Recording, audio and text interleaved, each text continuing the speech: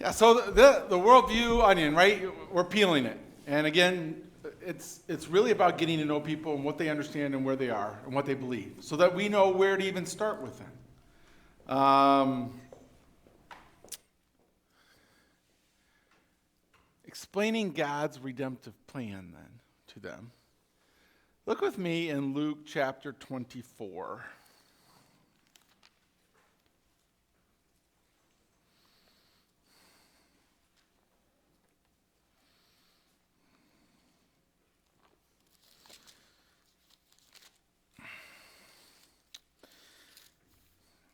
In Luke 24,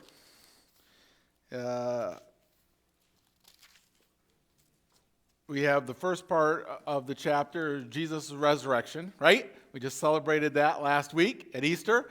Jesus is resurrected. And then, starting in verse 13, we have Jesus on the road to Emmaus. And it says, look, that very day, two of them, of the disciples, we're not sure who they were.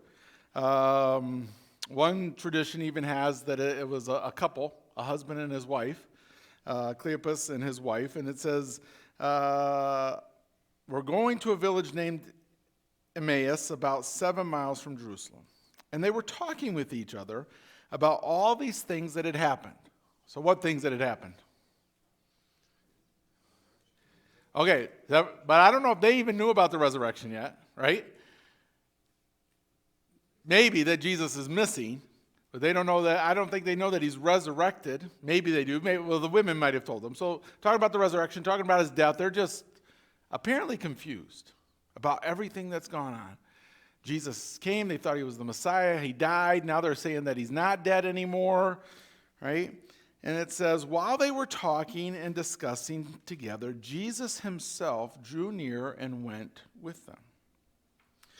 But their eyes were kept from recognizing him. And he said to them, what is this conversation that you're holding with each other as you walk? And they stood still, looking sad. Then one of them, named Cleopas, answered him, are you the only visitor to Jerusalem who does not know the things that have happened there in these days? And he said to them, what things? And they said to him, concerning Jesus of Nazareth, a man who was a prophet, mighty in deed and word before God and all the people, and how our chief priests and rulers delivered him up to be condemned to death and crucified him. But we had hoped that he was the one to redeem Israel. Yes, and beside all these things, it's now the third day since these things happened. Moreover, some women of our company amazed us. They were at the tomb early in the morning, and when they did not find his body, they came back saying that they had even seen a vision of angels who said that he was alive. Some of those who were with us went to the tomb and found it just as the women had said, but him they did not see. And he said to them, O foolish ones and slow of heart, to believe all that the prophets have spoken. Was it not necessary that the Christ should suffer these things and enter into his glory? And beginning with Moses and all the prophets, he interpreted to them in all the scriptures the things concerning himself. Right? So here, at least on this occasion, Jesus is with two of his disciples. Two people who have been following him. Right? And they've been following him, and they've been with him, and they've seen all that he's done, and they've heard all his teaching, and they've seen his death, and now there's rumors that he's alive, but no one's seen him yet. And we thought he was the promised one, right? And so Jesus is going to explain to them, even though they don't recognize that it's him yet, where does Jesus begin? Well, he begins with Scripture, right? What part of Scripture does he go to explain to them? The Old Testament, right? When it says Moses and the prophets, that's really just a way to say the Old Testament, right? Because it started with Moses, and the second part was with the prophets. And so, at least on this occasion, Jesus found it necessary to go back and to explain to them. And it's probably a walk of about 2 to 3 hours, right, to walk 7 miles together. And Jesus takes them back. And even for people who had been with Jesus and heard his teaching, he takes them back and he explains to them from the beginning the things concerning himself. What kind of things do you think he talked to them about to explain?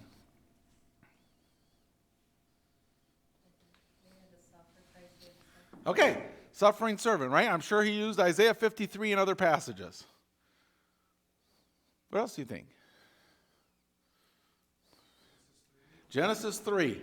I mean, it started all the way back with Moses, right? And the idea of Moses is not the person of Moses, but the books that he wrote. So Genesis, right? So all the way back in Genesis 3, right? We have the proto-evangelium, right? The promise that the seed of the woman, right, was going to defeat Satan, but in doing so, the serpent was also going to bruise his heel, right?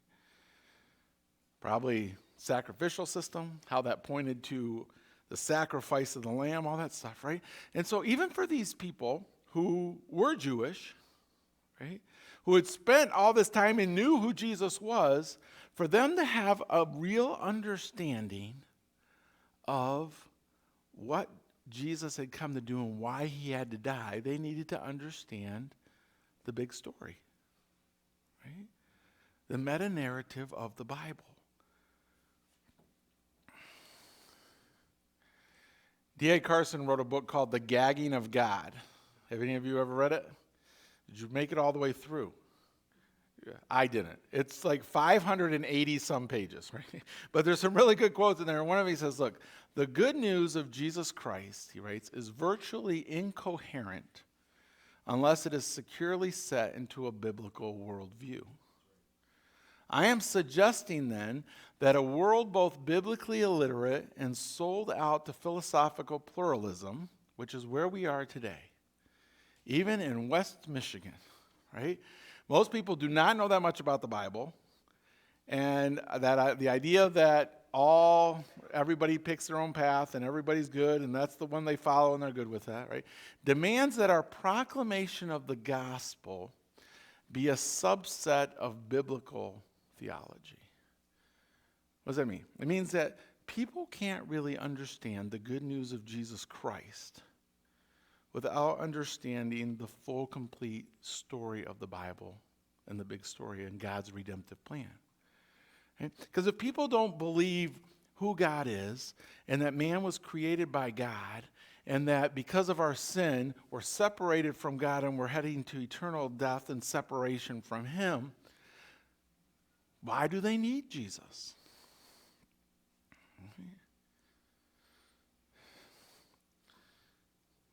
When we send missionaries around the world to different countries and they go, right?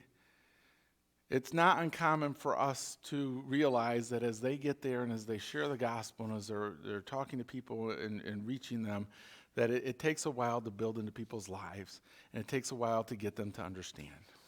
Right? Rio Grande do Sul, where we work, the people there are called gauchos. They're gauchos. And when we first arrived there, people said, hey, we don't want to discourage you, but lots of people, missionaries have come down here and they've left, and even other Brazilians from other parts have come down here and they leave because it's just all right. But they said the fact is that on average, they said, figure it takes 7 years to reach a gaucho. Tim was talking about and said something about somewhere they said 2 years, right, for Russians, or was it? For Boston, right? Figure the people that work in Boston say it takes 2 years to really get into people's lives. And when we got there, they told us 7 years. Now, fortunately, God brought people to Christ a lot sooner than that. But there were people that it was a 7-year process. Our neighbors in the neighborhood where we lived there, and Sarah would make Christmas cookies during Christmas, and I would take Christmas cookies into them. It was 3 years before the first person on that block opened their door and invited me in with the cookies instead of just taking them at the gate and saying thank you and closing the gate. They were of that German background, and a lot of Europeans down by us, Germans and Polish and Italian, and they were just very closed. Right? And it just takes, and what we need to understand as we share the gospel is that the power of the gospel of Jesus Christ has not changed. Right? It's still the power of God unto salvation in people's lives. But as the worldview of many of the people around us has changed, we need to understand that the way that we do evangelism has to change. And that the idea of just giving someone a tract with my tip, or telling them that they need to accept Jesus, right? Or sharing the Romans road with them, right? Doesn't make sense to them because they don't have the same worldview that we do. And so really, we need to, in a sense, slow evangelism down. And really what it's going to take is we expect our missionaries to do around the world, is it takes getting to know people and getting into their lives and building and developing relationships with them. And getting to the point then to where they trust us, that we can share the gospel and we can explain it and do so in a way that they begin to understand.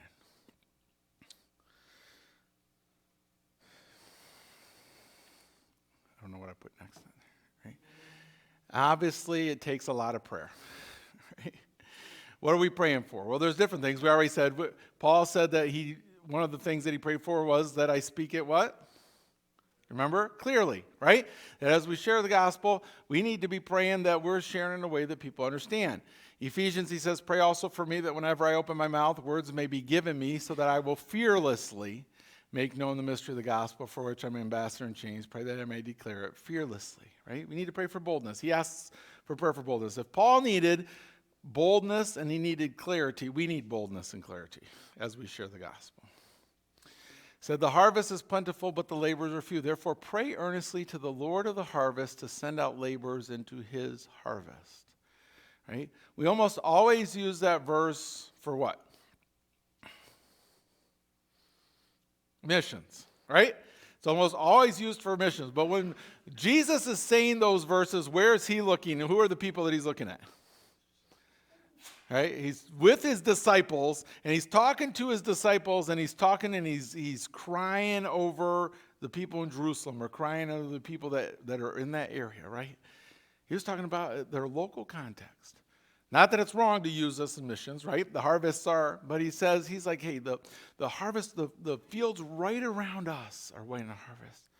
We need people who are willing to go right here where we are and develop relationships with people and share the gospel of Jesus Christ with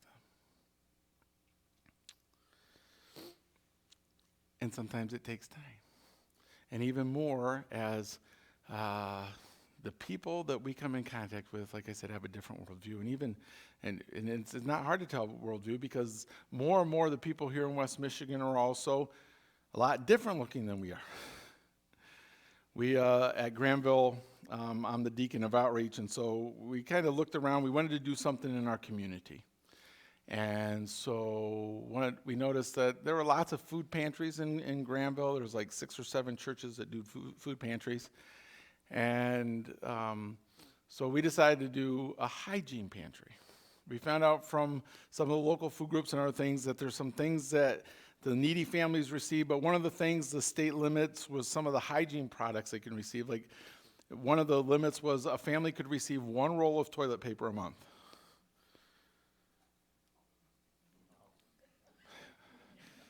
My 2 sons use that in a day. I don't know what they do with all the toilet paper we buy, but, right? And so we thought, well, let's start a hygiene pantry. And so COVID's made it a little, right? We have it at the church. People don't come to church, but every month there's a few families now that we've started in contact, and we take it to needy families, and I bring a bunch of bags and we give it to them. And within the 10 families or so that we're working now, there's 5 different nationalities already represented in Granville, right, that I'm sharing with. Yes, I took Thursday to one of the single guys. He's a guy from Taiwan. And the first time I brought it, he's like, okay, next time you come, though, you have to have coffee with me. I'm like, I'd love to do that. I got there Thursday, and he's got a mask on, and he's like, don't come in. My super was here yesterday, and he tested positive for COVID. So, but I said, well, I'll call you next week and see how you're feeling. And he's like, oh, please do, so we can have coffee together. Right? But just opportunities. He's lonely, he wants to talk, and that's great. But he's going to have a completely different worldview than I am, right? And I'm going to have to spend some time peeling his onion, seeing what he believes, seeing where he's at. So as we thought about that, and as we thought about as a mission, right? We're sending our missionaries to all these different areas around the world. Then not only did we want to give them training, but we wanted to provide them some resources that would be able to be used around the world and to be adaptable. This idea of kind of doing the whole redemptive story actually began with Ethnos 360. They used to be new tribes, right? And they'd go in the tribes and they'd have months with these tribes, and they share, I don't know if you've ever seen like the ETOW video. You can Google that and you'll see where a guy spends 3 months and he shares all the way from the beginning, shares, and the whole tribe comes to know Christ. But they developed this thing called From Creation to Christ, right? It's a great book. It was about this thick. When I went to Brazil as a missionary in 1999, I had a copy in English and a copy in Portuguese. And the lessons, there's 50 lessons in each, and it took about 45 minutes to go through a lesson with someone. I mean, it was really in-depth. It was great. But I found out it worked a lot better with grounding Christians and giving them a knowledge of the Scripture. I took my whole youth group. At one point, one of the churches we were planning there, our youth group had grown to 24 kids at the time. And for Sunday school, one whole year, we went through that program and did a different lesson each week. And then they go off to camp, and people are like, how do your kids know so much about the Bible? Well, we studied it. But but I started doing it with my wife's language teachers when we got there in Brazil, and we made it to about lesson 18, and then they started falling by the wayside. It was just really in-depth and took a lot. Great material, but there's other Good Seed as a publication that they actually do one that's called The Stranger on the Road to Emmaus. I don't know if you've seen that, but right, and it's a book that you go through with someone and kind of goes through this idea of what would Jesus have been talking to those two, and takes them kind of through this. They have one that's adapted for Muslims, and then one that's adapted for like millennials and postmoderns and stuff. But it's a book that you go through and do it. We wanted ours to be a little more adaptable and stuff, and so we actually got input from all these people as we developed. And the resource that we came up that our missionaries use around the world, and even nationals now, and that we train them to use, is called The Story of Hope. What it is it's 40 events. 20 events in the Old Testament, 20 events in the New. Starts with God, and then goes all the way through the end times. And really it gives people the basic meta-narrative, the basic big story of God's redemptive plan through the Bible.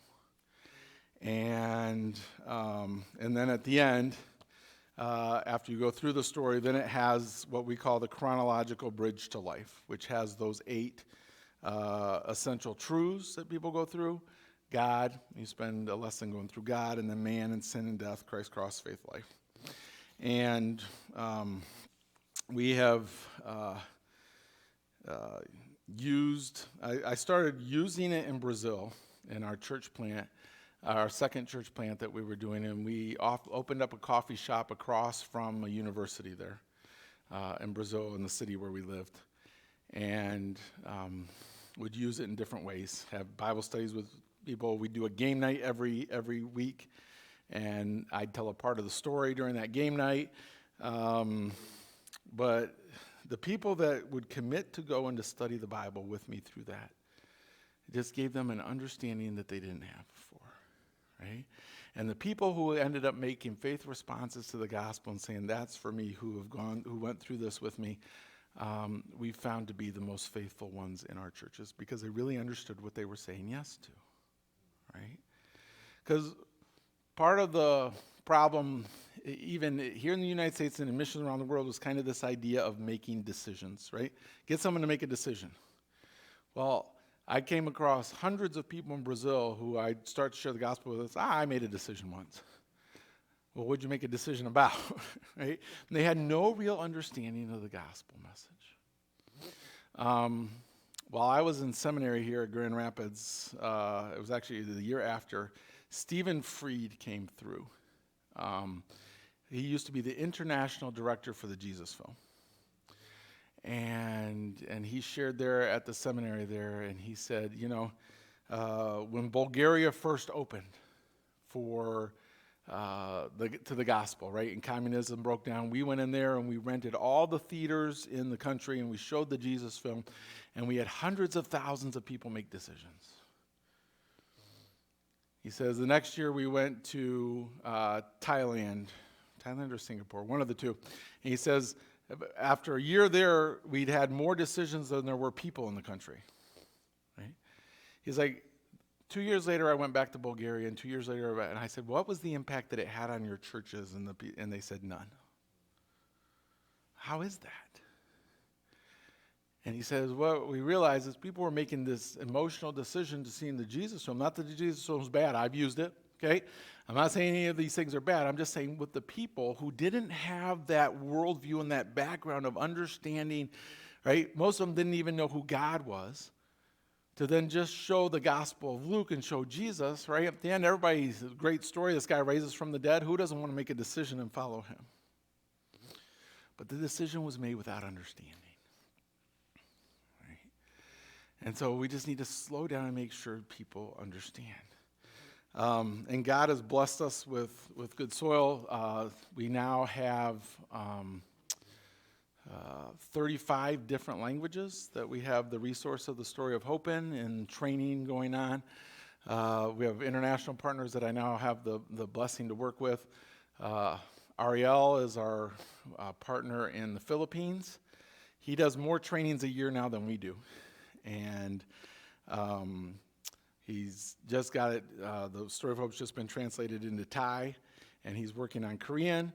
One of the exciting ones that it just got translated into Farsi, which is what Iranians speak. We have a missionary that used to be with ABW, he's not anymore, but he's still in Quito, Ecuador, who got a beta copy of it and has been waiting for this but he got a beta copy, and he has, in the last few months, been leading Iranians to Christ and baptizing them every week. He has people who come to Quito, Ecuador on their vacation because they've heard from family members or other who are there working and living there that if they go there, they can receive a Bible in their language and they can hear about this person, Jesus. So it's exciting to be involved and be partnering things. But it's exciting to see God uses those here. We've had the opportunity, when Sarah and I first got back from Brazil, and started working at Granville, trying to help our church that was going through a tough time. And so one of the things we're like, well, what ministry can we do that's not happening? And we looked around, and there were like 4 or 5 single guys, working age, already out of college, and there was nothing really going on. So Sarah's like, let's start, we'll have them, you can have them over for Bible study, and I'll make dinner for them every Wednesday night. So kind of like what Tim and his wife are doing, right? Have people over for dinner. People love food, especially single guys who can't cook for themselves. Right? And so they started coming, and then they started bringing friends, and now we have 2 groups we do every other week. One's a bunch of young couples because some of them got married and stuff, and some are some other single guys. And actually, through doing that, one of the young guys that started coming at the beginning, and we went through the Story of Hope first, now we do different things, but is now my son-in-law. He'd grown up going to Kentwood Community Church, but would say he never really understood the gospel and never made a decision. He started coming to Granville through one of his friends, started coming to the Bible study, and after going through the Story of Hope, he's like, I understand, and I embrace that. And then a year after that, I made him wait a while before he started dating my daughter, but and they just got married this past October. But there's opportunities. There's one young man, his name is Andy.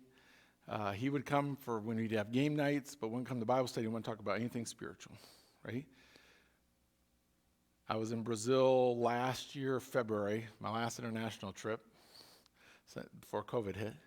And I get a text from him, and he says, hey, when you get back, could we meet at IHOP and talk for a couple hours? I'm like, sure. So get back and find out, he's like, so his grandfather passed away, right? And he wanted to, he's like, I just need some answers about death, right? I want to be a better person, right? And those, even people who seem that like they're closed and don't. There are times when crisis comes into people's lives, they want to talk, right? And if you've been there and you've been developing relationships with people and showing that you care about them, right, it opens doors for that opportunity. That's when we peel onions and when we do that kind of stuff, one of the important things to understand too is as we ask questions and as we interact with people, they know if you really care about them or not. Right? And so as I ask these questions and as I talk to people and I get to know them, I'm really interested in them, right? As a person and who they are. And that person may never make a response to faith, right? Or it may not be me that leads them. But God may use me in their life to bump them up a little in their understanding of the gospel. And then he may bring someone along later who then has the privilege of doing that. But people know if we really care about them or not, right? So the point is to be doing it, right, with love and with understanding. And praying for open doors, praying for boldness, praying for people that are lost, right? Paul said, hey, pray for opportunities to share the gospel and be ready when those opportunities come. Because the other problem is people are not just low in their understanding, but most of the people we come in contact with are not very open, right? There's not too many people where you start talking to them spiritually, and they're like, I was really hoping someone would talk to me about Jesus today. Would you, right? Most of them are closed. There are, praise the Lord, there's opportunities like that, but most people are closed. So how do we bring them along in their receptivity? Well, besides praying, what else do? We show them love, right? And we live differently in front of them so that they know there's something different about us. When we first moved into Granville, we moved into the parsonage there next to the church for the first year before we bought a house, and the two ladies that are next door are teachers at Wyoming, and they're a lesbian couple. And the one would talk to us open. The other one, if I'd start to talk to her, and the minute she found out I was a missionary, she's like, nope, not talking to you, right? That was two winters ago now, end of 2017 and 2018, back when we actually had a lot of snow that one year. And we were gone most weekends, but during the week I was there.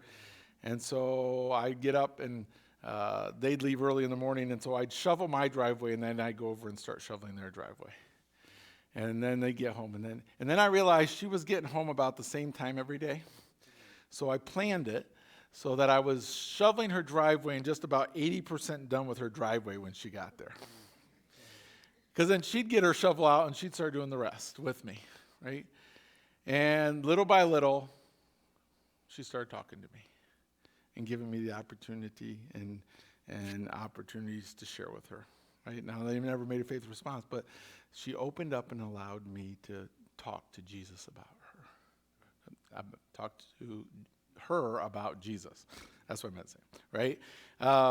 But start off, understand, and found out, right? They believe in God. They believe but want nothing to do with church and Christians and that kind of stuff. But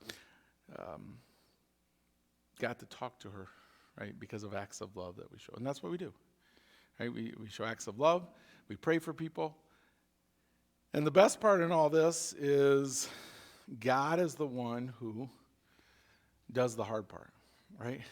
This evangelism and discipleship both are a partnership between God and man, right?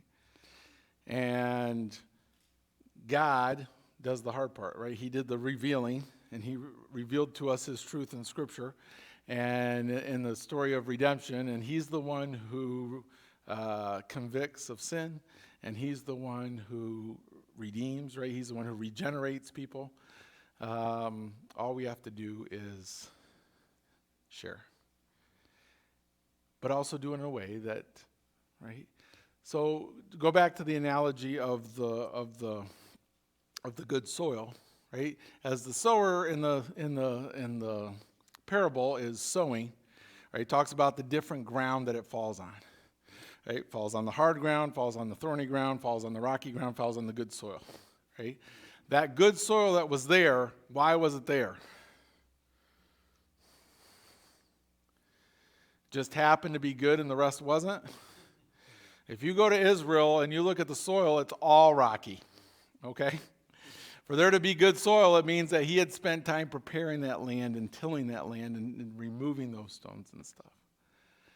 And so it's not just luck that we just throw the seed out there and it lands wherever it lands, right? But there's a task in which we're also involved in preparing the soil and tilling it and allowing it to get ready for us to then sow and to spread the seed.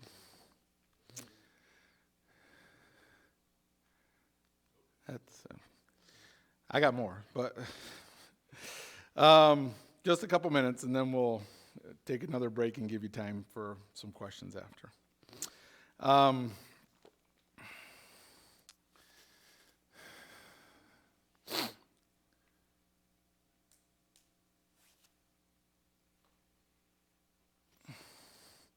This is a resource that we developed. We think it's great, right? It's worked with people all around the world. But I don't really care if you use this resource or not.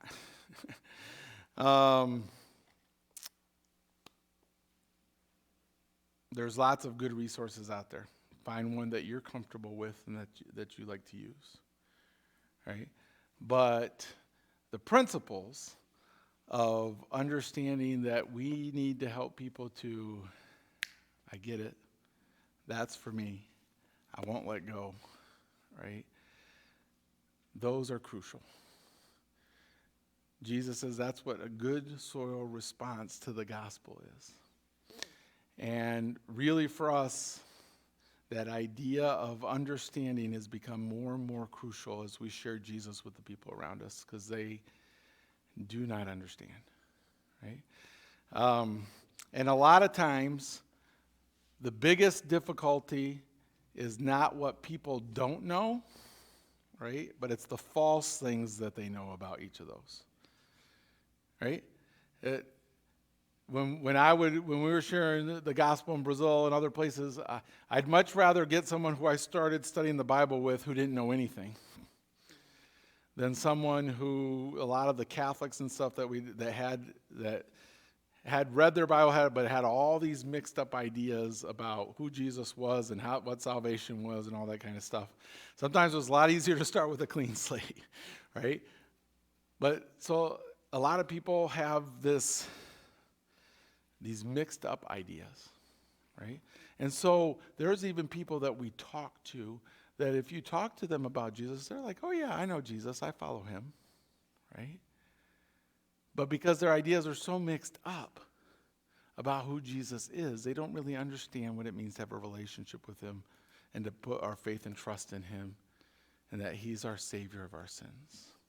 And so even with those people, by going back and really explaining the whole redemption story, it clears up for them a lot of the misunderstandings that they have.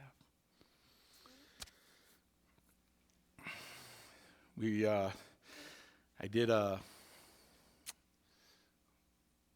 VBS a couple years ago at a local church here in the area, and I was their missionary speaker. So they had the VBS going on, and then there was one session where they divided up where the kids came into me, and I was sharing with some of the countries that we're going to, but then also walking through the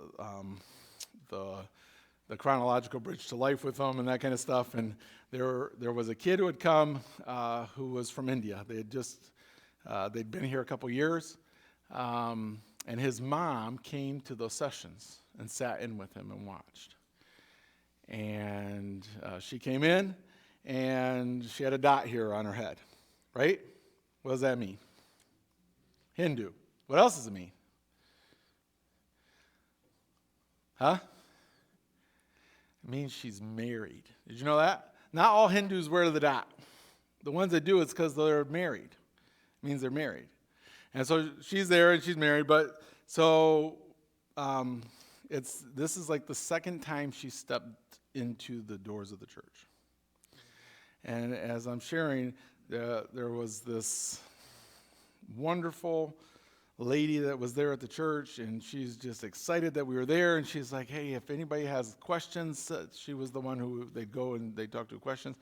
And I noticed she just grabbed onto this lady, and she was with her and always talking to her. And I said, hey, how's it going? With what kind of conversation? She's like, I have just, since the time she walked in the store, I've just been telling her that she needs to accept Jesus. And I said, why does she need to accept Jesus? She's like, well, because she's a sinner, right? And because she needs to believe in God. And I said, well, which God? And she looks at me, and she thought I was talking about heresy. I said, see, what you need to understand is she believes in thousands of gods. And she's always willing to add another one. So if you're just telling her to accept Jesus, right, and she doesn't really understand what you're asking her to do, it's going to be really easy for her to say, okay, I accept Jesus, and put him up there with all her other gods. I said, do you think she understands when you say Jesus, that she understands the same thing that you understand when you're saying Jesus? Because I didn't want that lady to think, oh, while I was there at VBS, I made a decision, right? We just need to be more careful as we share the gospel with people and be willing to invest more time in people. It's just what it's going to take nowadays. And to be willing to get into the messiness of their lives and to build trust, but really for them to understand. And it makes it harder as we share Jesus Christ with people. But when you go through that with them, and at the end they come out and they say, yes, I understand, that's for me, I want to embrace it. The fruit comes that it talks about in that passage, where we see real fruit in their lives and real differences in their lives when they come to know Christ that way.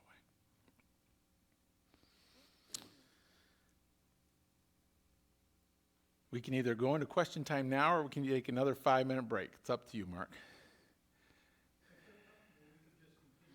Okay. I just gave you a brief snapshot of what we do over a period of 2 days. Okay? Just don't go tell people that I took the Good Soil Seminar with Randy Southwell. Because my bosses will say, how did you do a Good Soil Seminar in a week, in an hour and a half? But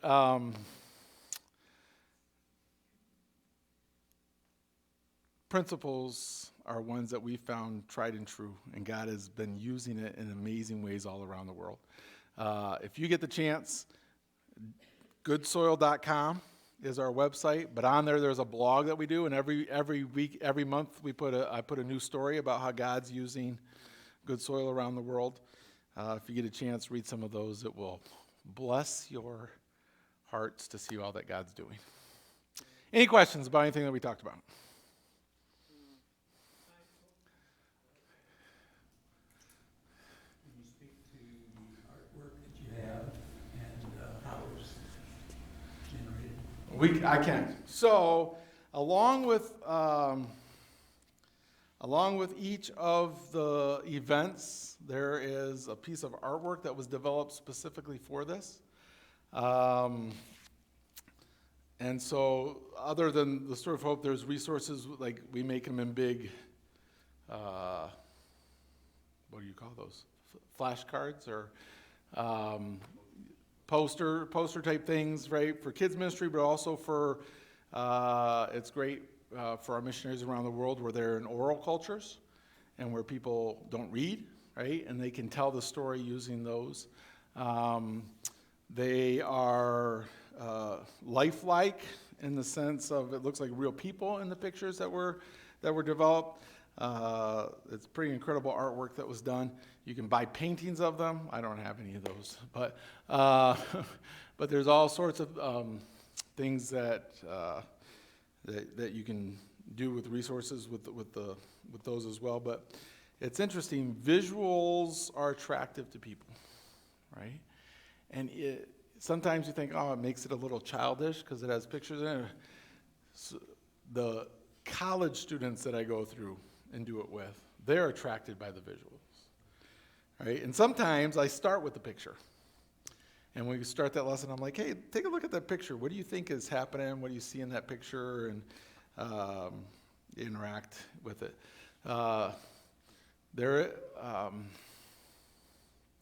We've had a few people that say, you know what, I don't really like to use visuals because when you use visuals, it reminds you of the Jehovah's Witness. Right? Have you ever seen the Jehovah's Witness stuff and the visuals they use? The only people that have ever said that to me are Christians. So I've never had an unbeliever that I'm going through with say, hey, that reminds me of the Jehovah's Witness stuff. So it's been very useful and attractive, and it's part of the material as well. Just gives people a visual of what's happening as you go through the story. At the beginning, we put the maps at the beginning of the book. Usually when you see maps, where do you see maps? At the end. Why do you think we put them at the beginning?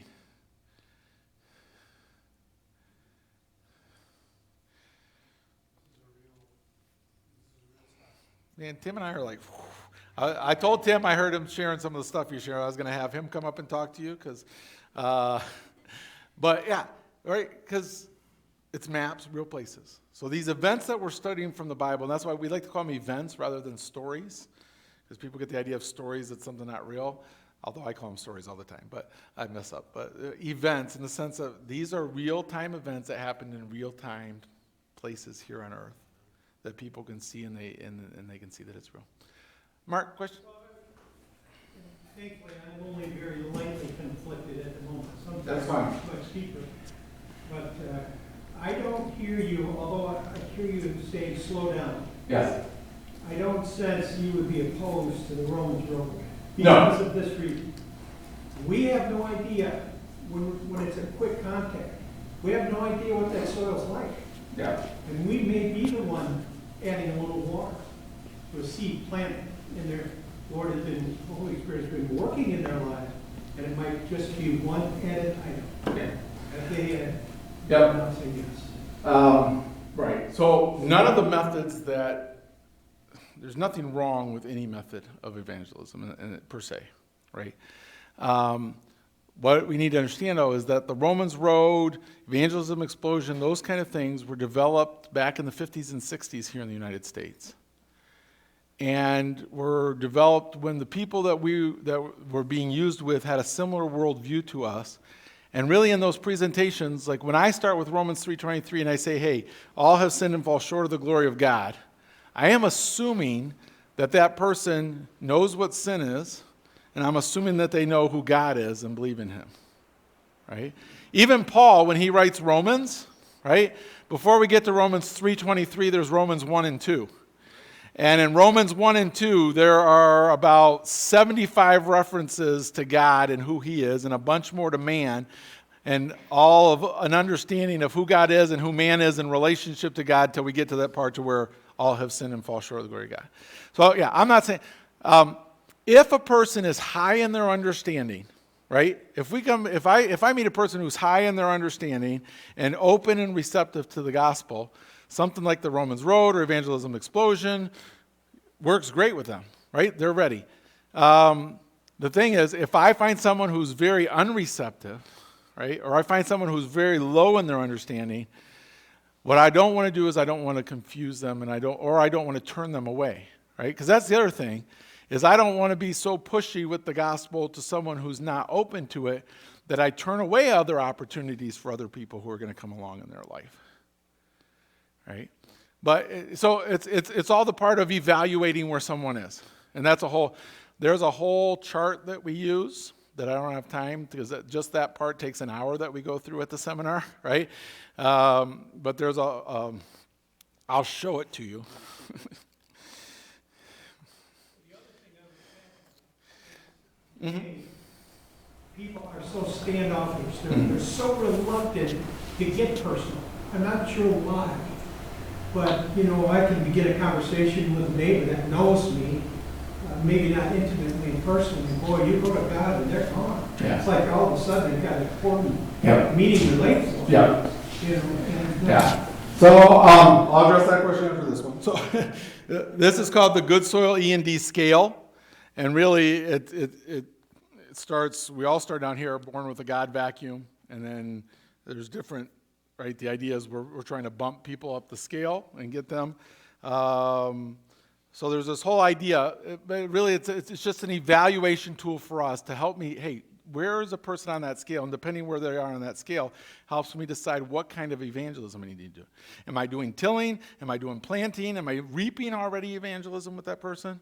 Right? It really depends on where they are. So it's the idea of there are times that the methods that we used 40, 50 years ago are appropriate if a person is at the reaping level already. Maybe somebody else has already talked to them. Maybe they already have understanding. Right? But as I evaluate where people are, that helps me know how much really understanding, because really one of the crucial questions is how much biblical content and biblical context does a person need in order to make a good faith response, to a good soil response to the gospel, right? And I would argue for them to really be making a response, faith response, where they really understand and say that's for me and it's real, they at least have to understand those basics of God, man, sin, death, Christ, cross, faith, and life. Because if there's parts of those missing, they don't really understand what they're saying yes to. That makes sense? And then the part with people are, that's why as we interact with people, right, this idea of asking questions and letting, based on their questions, they kind of introduce the spiritual aspect. So then it gives me, because you're right, if I'm just talking to a neighbor and I start talking about God, then it's like, oh, yep, time, But if in the course of normal conversation I ask a question that they respond and they introduce kind of the spiritual aspect, well, now they're the ones who open the door, right? With COVID and all that, and obviously people dying and that kind of stuff. One of the ones that I like to ask parents nowadays is I'll ask them, hey, that's kind of around us. What would you tell your kid if they came up to you and asked you, Mom, Dad, what happens to someone when they die? And I'm not telling them what I believe. I'm just saying, what would you say to your kids? Right? And most of them are like, oh, I never thought of that, right? But then they start, I wonder what I would tell them, right?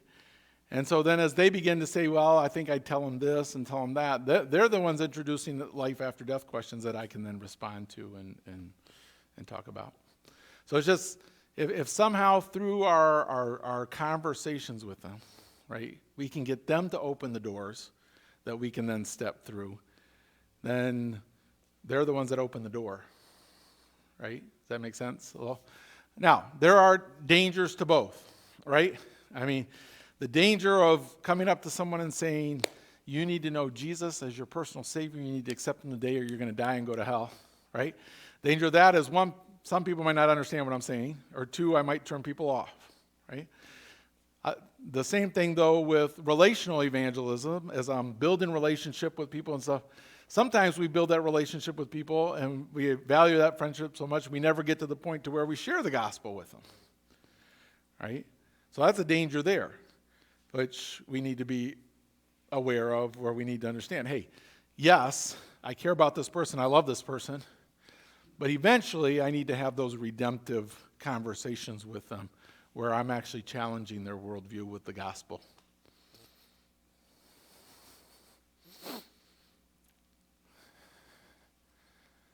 Yes? I think in our cancel culture, that's all the more important, because I feel like people they almost are scared to say what they believe because you're going to be labeled as that Jesus freak. So you have to use more time and energy to develop that relationship of trust, where then if I have someone that I feel like can trust me or I can trust them, that's really engaging. People are, go to coffee with me. I want to talk because I trust you now. Mm-hmm. But if I don't have that, I think a lot of times it's anathema. It's like, you're going to label me or whatever. I mean, that's been my experience. Yeah. And so Andy, that guy that I talked to for 2 hours, and that eventually what came out of that is him and his girlfriend came to Bible study with us. I said, hey, there's a lot of things, but really you need to understand the Bible and the truth, and then you can decide if that's for you or not. Because he would, when I first met, he's like, really, I'm an agnostic. I don't know if God, right? So he's gone through the story. He comes to Bible study once in a while, and he would say now he believes that God exists. He's stuck on that part where I'm just trying to be a good enough person, right? So it's a hurdle we have to get past. But yeah, he's bumped up the scale from being someone who doesn't know that God exists to now he believes in God, and he's trying to live a right life, right? That's already a victory, so to speak, in the sense of there's been progress, right? And as we continue to develop that relationship, and there'll be other probably tough times in his life that, right? People's worldview usually are changed by one of two things: crisis or confrontation, right? Well, crisis opens lots of doors.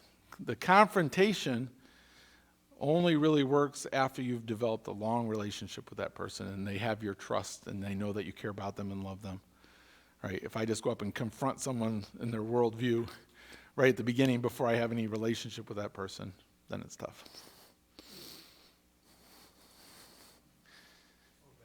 Oh, yes, sir, in the back. I know. Bill thought he had a question. Tim. I don't know if this is kind of a big question, but if you have any advice for how to build like a culture of evangelism in the church, how to make this kind of outreach a part of our daily lives and not just something we do once or twice a year. Mm-hmm. Read the book that's coming. Really, that's kind of the idea, is how to help a church become not just evangelical, but truly evangelistic. And I'll just be blunt right out here and put it right out front. It starts with him, right? If the pastor if the lead pastor is going to embrace that and be evangelistic in his life and talk about it from the pulpit and that kind of stuff, if he never gets on board, which from the looks of it he is, but so I'm not worried about that. But right, if he never gets on board, it's hard for the church as a whole, right? But then there's different things. So we talk about that. Then he needs to. There's the idea of a team that he gets, and then that team begins to work, and there's all sorts of things, right? Training that has to happen, but congregational warmth and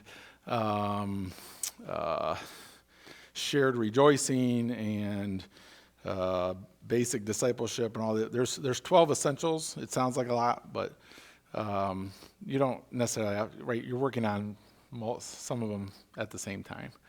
But really, yeah, it takes a while. It's an understanding that it's something that you're going to build, right? We can't say, okay, church, we're going to become an evangelistic church, and next week, right, we got 40 people going out and sharing the gospel, right? But there are some things you can do as a. I will. Mm-hmm. I was really surprised at how many free downloads there are there. Yes. Is that a good idea to do? Oh, yes. Training? So the free downloads are mostly teacher's guides. So for example, the Story of Hope, if you're going to go through this with someone, there's actually two different leaders' guides that go with it. One is if you're doing it like on one-on-one or with a small group. One if you're doing it in a class. And so the leaders' guides for that are free. There is a whole curriculum of children's called Adventures in the Story of Hope. That's a free download for churches to use. Right now, our next plan is we have a website that's separate from Good Soil, but it's not associated with it. I mean, we run it, but you don't know that we run it. And the idea is we're going to be putting on there like the Farsi and that kind of stuff. The Farsi that's translated is called, we have a Muslim adaptation of the Story of Hope that's called The Message of Hope. And then that's what's being translated into like Muslim languages. And so on that website, it's going to be available as a free download. So people that are in closed countries can just download it and use it. There's a simpler English one for like teaching people English using that. It's what they use a lot in the prisons here because it's still stapled instead of the spiral one. You can't take these spiral ones into prisons.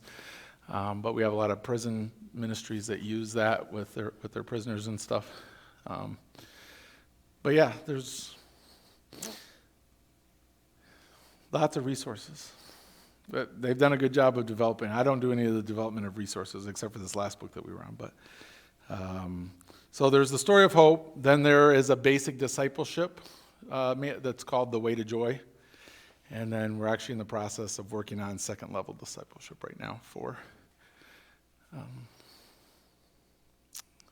as we look on the scale, right, it's evangelism, but it doesn't stop with once a person makes a response, faith response.